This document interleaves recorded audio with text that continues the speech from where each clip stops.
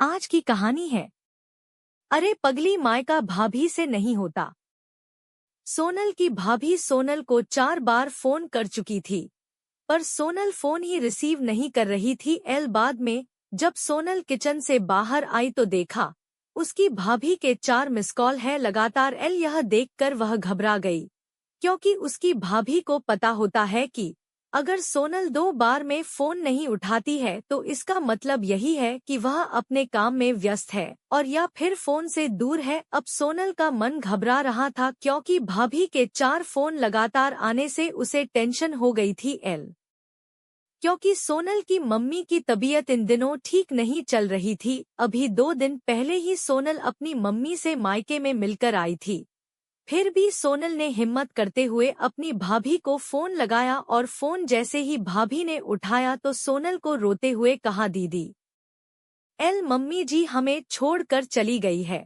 रात को अच्छे से सोई थी, सुबह आपके भैया और मैंने खूब उठाने की कोशिश की पर वह नहीं उठी। तब हमने डॉक्टर साहब को बुलाया, फिर उन्होंने बताया कि मम्मी जी अब नहीं रही। दीदी आप जल्दी से घर आ जाओ। इतना सुनते ही सोनल की आंखों से आंसू बहने लगे।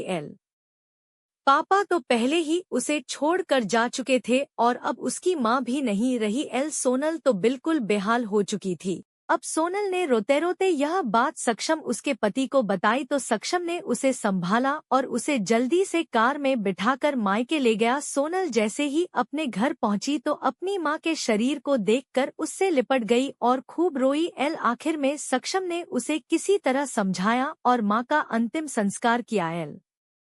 सारे विधि विधान होने के बाद भी सोनल की रुलाई रुकी नहीं रही थी। उसे माँ की बहुत याद आ रही थी। तब सोनल की मौसी ने उसके आंसू पोंछे और उसे संभाला और कहा, सोनल बेटा ऐसे दुखी मत हो। दीदी नहीं रही तो क्या हुआ, मैं हूँ ना तेरी मौसी।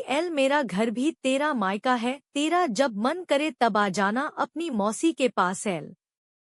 वैसे कहते भी तो है ना मौसी मतलब माँ जैसी बेटी। मैं तेरा दर्द समझ सकती हूँ, क्योंकि तेरे पापा तो पहले ही तुझे छोड़ कर जा चुके हैं और आज दीदी भी चली गई। कहते हैं ना कि माँ के जाने के बाद तो लड़कियों का मायका ही छूट जाता है। यह भाभी तो बस दुनिया को दिखाने के लिए नाम का रिश्ता होता है, क्योंकि मायका तो माँ से ही होता है। सोनल भी मन ही मन सोचने लगी कि शायद मौसी ठीक ही तो कह रही है और वह मौसी से लिपटकर जोर जोर से रोने लगी।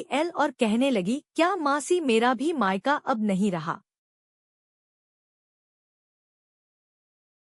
तभी सोनल की भाभी दूर बैठी दोनों की बातें सुन रही थी। पहले तो भाभी ने सोनल को चुप कराया और फिर उसे दिलासा दी। फिर भाभी ने मौसी से कहा कि मौसी जी आपने ऐसे कैसे कह दिया कि मायका केवल माँ से ही होता है। मैं मानती हूँ कि माँ का स्थान कोई नहीं ले सकता, लेकिन अभी दीदी के भैया भाभी जिंदा है और जब तक हम हैं दीदी का मायका हमेशा बना रहेगा। मैं पूरी कोशिश करूंगी दीदी को मम्मी जी की तरह प्यार और सम्मान देने की। और दीदी जब चाहे तब यहाँ आ सकती है। यह घर कल भी उनका था, आज भी है और कल भी रहेगा। मौसी जी मैं भी एक बेटी हूँ और मेरा भी मायका है और मैं अच्छे से जानती हूँ कि हम बेटियों के लिए मायका कितना महत्वपूर्ण होता है। मौसी जी आप दीदी को अपने घर जरूर बुलाइए, पर उन्हें अपने भैया भाभी के प्यार से दूर मत करिए। तभी मौसी ने कहा, बहू आज के जमाने में तेरी जैसी सोच रखने वाली भाभी बहुत कम मिलती है। मुझे माफ कर दे, मैंने सोनल को गलत राह दिखाई। तभी सोनल अपनी भाभी के गले लग गई और बोली, भाभी आज आपने मुझे विश्वास दिला दिया कि भाभी भी माँ के समान होती है और मैं संतुष्ट हूँ कि जब तक आप और भैया हो मेरा मायका सदा बना रहेगा।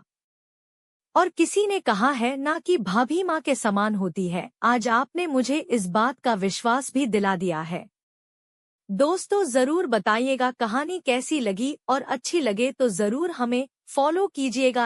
आपकी दोस्त और लेखिका।